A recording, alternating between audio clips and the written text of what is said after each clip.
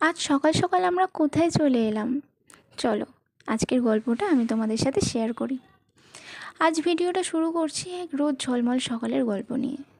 এই গল্পটা ছিল আমার কাছে অন্যান্য দিনের সকালের থেকে একটু আলাদা। কারণটা কেন তোমরা নিশ্চয়ই বুঝতে পারছো। দাঁড়াও আমি বলে দিচ্ছি কারণটা।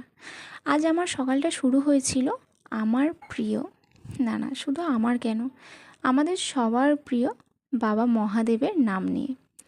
সব মানুষেরই ঠাকুরের ওপর বিশ্বাস থাকে, কিন্তু মানুষ যখন বিপদে পড়ে বা তার মনের কথা যখন কাউকে বলে উঠতে পারে না, তখন মানুষের মনে আলাদা আলাদা দেবতা বা দেবীর নাম চলে আসে। সেই মানুষটা তখন বিশ্বাস করে সেই দেবী বা দেবতা তার মনের সমস্ত দুঃখ কষ্ট দূর করে দেবে। ঠিক তেমনই আমার সেই দেবতা হলো আমার বাবা মহাদেব, যার কাছে আমার মনের দুঃখগুলো শেয়ার করে আমি শান্তি অনুভব করি। আজ চলে এসেছি বড় কাছারি বাবার কাছে পুজো দিতে। বাড়ির সবাই মিলে এসেছি। এখানে আমার মা, আমার মাসি, মেসো, দাদু, দিদা, বোন সবাই মিলে এসেছি। আজ সকালে বাবার দর্শন পেয়ে মনটা একদম ভরে গেল। তোমাদের যদি আমার এই ভিডিওটা ভালো লেগে থাকে তোমরা একটু কমেন্ট করে যেও মহাদেবের নাম নিয়ে। চলো আজ তাহলে ভিডিওটা এখানেই শেষ করছি।